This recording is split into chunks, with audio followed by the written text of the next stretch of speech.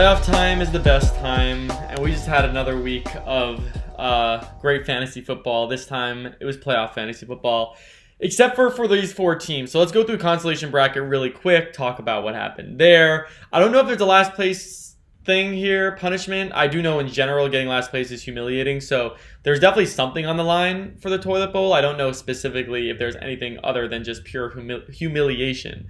Unfortunately we went with Jared. They're one of the teams that's going to be going to the last place game. I actually don't feel like that should have been the case. We went with Jared, got 148.92 points.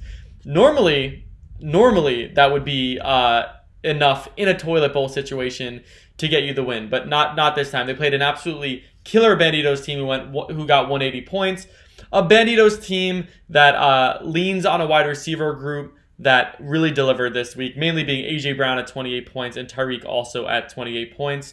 And then finally, of course, Aaron Rodgers just continuing to crush it. The trade proving to be worthwhile. I mean, do keep in mind that you did trade Lamar Jackson, who had a great week as well. You traded Mike Davis, who had a pretty good week as well. So that trade is looking like good for both parties. Aaron Rodgers, you can't complain at all with what Rodgers got you. Of course, it didn't mean much for your season, but hey, maybe part of what got you past this round, even though I think you would have got back there anyway. So I think there's a team that's the caliber to beat a team like we went with Jared. We went with Jared. Had just a disappointing season all around. I expected Zeke to turn it around. He's just not doing that. Chubb did, so that's good. We thought your RB group was stronger than it might be just because Zeke, it just looks like there's no turning it around this season. And then Allen Robinson, 31.3, also pretty strong. This is a good team. I mean, as far as, gonna be in the last place game, this isn't a team that should be in the last place game from where I'm sitting as far as your current skill. But you're there, and you're going to be playing for your life next week. The other toilet bowl game was Paco Libre against Straight Knockout. Paco Libre got the win. Paco Libre 144, so would not have beaten We Went with Jared, but still got the win. Again, I don't know how much these teams care about it. I would care about it. But Paco Libre getting the win. Paco Libre is a team I praised throughout the season, mainly because of that wide receiver group, and that's what got him through this week. DeAndre 28, Michael Thomas 17, Robbie Anderson 18. So very good week. Debo's injury in the flex was pretty killer, but luckily it didn't impact you. So congrats to you, saving face. Team Straight Knockout, not saving face. When we talk about teams that probably deserve to be in the game, in the consolation game, this is one of them. I mean, this is one of the bottom teams in the league. I shouldn't say deserve because, yeah, Brandon Cooks is injured. Kittle got injured for you early on. So I'm not saying that you did an awful job this season, although maybe not a great job.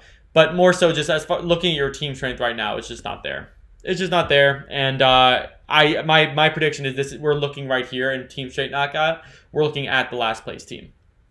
Let's talk about the games that matter a little bit more. Let's talk about the playoffs. 6 teams make it, so there's 2 byes. The chairman getting the first bye, putting up 112. We won't talk too much about the bye teams. I don't know if that's desired, but you got the bye. We don't need to focus on you. Let's focus on the guys who need it. You sat comfortable this week. Worth noting, the chairman in the bye did get the lowest amount of points that week. Worth noting. But I didn't even check to see if he started his whole team, but I'm not even going to check because you were a bye team and you got the lowest amount. And even if you were a bye team, you got to have the pride and start everyone that you would start even a playoff game. So I don't know if you did that, but I would hope you did. Let's talk about the teams. Talking about fighting for your life, Team the Prophet just said, my fantasy life's on the line. I got to go off. He got his guys together in the locker room. He said, listen, let's start from the ground up.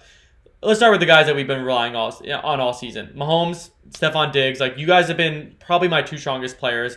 QB1, I think. Stephon Diggs, top 5 wide receiver, might be top 3. I'm going to need you guys to come through, and they did. And that's really what carried your team most of the way there. But, of course, they didn't do it alone. Ayuk with a big game, 26 points. A lot of that because Debo was out. So you got a little lucky there. Probably Ayuk wasn't going to get that many points, but he did. And then David Montgomery, the guy I've been praising since the beginning of the season and then started shying away midway through the season because I'm like, maybe I'm wrong. I just stopped being so attached to it. But last 3 games really delivering, showing the value. This is a lesson for us all. If there's volume, points will come. No matter what situation you're in, if there's volume, points will come. Montgomery showing that that's the case here. Team the Prophet getting a massive win going on to the next round. Are they my favorite to win it all? Nope. But they're doing it. They're in the semifinals. So massive kudos to them. Pain Train, man, this was a team that I thought would really make a run at it. You heard it last week. Unfortunately for you, Aaron Jones continues to be in this situation where the offense is just... Aaron Rodgers is too good for his own good, and Aaron Jones isn't leaned on as much because Rodgers could do it all to Devontae and Tunyon. So, and his other receiver. So that's a little bit disappointing. The rest of your team did what you'd expect. I mean, Murray with a 20 plus, Dalvin with a 20 plus, Metcalf around 20, Cooper Kupp with his 15. You know, I mean, they got a little thinner, deeper down, but even Gallman double digits as he always does. It just didn't happen for you. A pretty good week at 133, but not enough to beat the Prophet. Not even close. Tough offseason when you look at a roster like this and notice that you didn't even get in the top 4 places. So that is that. Looking at their next playoff game, the other playoff game, it was titties up, titties down against Team El Captain. These were the weaker 2 teams. I expected that the first matchup would have the 2 highest scorers, then this would be the next 2. Just missed that prediction. Yes, the highest scorer was last game, but Team El Captain would have beaten Pain Train, which I wouldn't have expected, but did enough to get the win. I think 146 is fairly enough to get the win. I mean, Kareem Hunt definitely came through for you for 29 points, so I'd say that was kind of your biggest contributor, past the obvious Travis Kelce, who got you 31.6 points, but Travis Kelce's just going to do that because it's Travis Kelce. So I'd say, yeah, X factor this week for you was Kareem Hunt. I guess you would have won even if he got 0. You would have won by 1 point, but hey, you gotta finish with an exclamation point.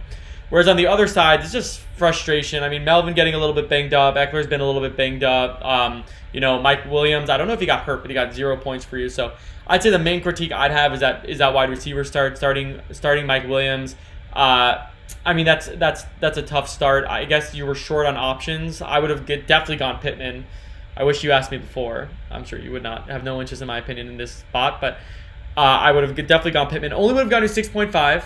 So, I guess there's not too much to talk about. It wasn't the game changer, but just looking at this roster, especially with DJ Moore out, having to put in a guy like Mike Williams, and then having Gronk in the flex also, who I'm not a fan of. I mean, just tough. It makes this is a 5th place team. This is a 5th place team we're looking at. So that's the season for titties up, titties down. So yeah, when we're looking at the final 4, let's talk about those matchups. We're looking at the unbelievably competitive matchups to come. It's going to be Team the Chairman. Why isn't it updated yet on the bracket? Team the Chairman against Team the Prophet is going to be a matchup. It's going to be one hell of a matchup. You can't say it's not a matchup, but I'm saying it's going to be a good matchup. And then El Professor is going to be playing El Captain. I can say with certainty, and I know, fantasy's luck at this point. It could go either way, whatever. I could say with certainty that El Professor is going to beat El Captain. I will put my fantasy name on the line. El Professor will win that game and make his way to the finals. I hope El Captain isn't a nice guy who says good things about me in the chat. Let me quickly look at the chat. See what his last message is to get a. Oh no! Oh my gosh! This isn't staged. This is not staged. El Captain says I can't wait for Rick this week. He's a Rick fan. He's not a. Yeah, she's not hard on me. Oh no, El Captain, I'm sorry. Hey, let me say 3 nice things about El Captain, okay? Let me say 3 nice things. The first nice thing I'm going to say is he's overperforming, and when you overperform, sometimes it could be luck, but a lot of the times it's skill. And I'm going to give this one to skill. I mean, Kareem Hunt is a guy that I would not have relied on at any point this season. Obviously, Chubb got hurt, so yes, but I mean, as far as early on, actually getting him on your team, I would not have relied on him. When Chubb gets back, I would be very hesitant to rely on him. Your bench options, I guess they weren't good. So you kind of had to with McCaffrey's injury. But hey, you were able to fight back from number 2 is you were able to fight back from McCaffrey injury and make your way to the semifinals where McCaffrey might come back, but actually probably not now. But maybe. But without McCaffrey, it just doesn't have the strength.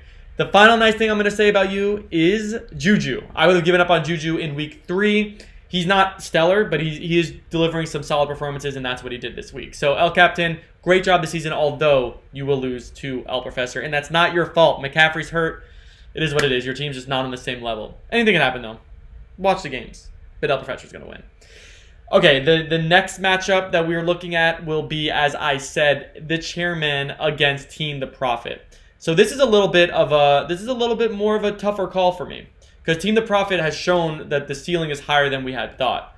If Debo's going to be out, Ayuk really shows to be a good value. Stephon Diggs continues to show a good value. Tunyon continues to show he's a good value. And Amari, shockingly, continues to either get in the end zone or get a good amount of yards and shows that he's a good value. Benching Lamar Jackson's tough, but you have to continue doing that. Mike Davis, I'm shocked you benched Mike Davis this week. Wow. You started Naheem Hines and Amari over Mike Davis when McCaffrey's out. So next week, you got to go Mike Davis. I think you know that. I can't believe I'm saying that out loud because it's so obvious. But you throw in Mike Davis there. This is a better team, and you could make a run at the chairman. But do I still like the chairman more? I absolutely do like the chairman more. Just an overall stronger team, top bottom. I think this Mike Davis thing is absolutely massive for you, but I gotta go with the chairman here. But this one's gonna be close. Final score predictions: the chairman 152.11 against Team the Prophet 148.62. Yes, I'm making this all up, but if I get it, then I look like a legend. And in the next matchup, El Professor crushes it 177.77 against El Captain's 128.89. Guaranteed. Don't even watch the games. That's what it's going to be. Best of luck to everyone. I'll be back next week. Have a great day. Great seeing you all. I'm going to go to sleep. I slept 2 hours last night. Goodbye.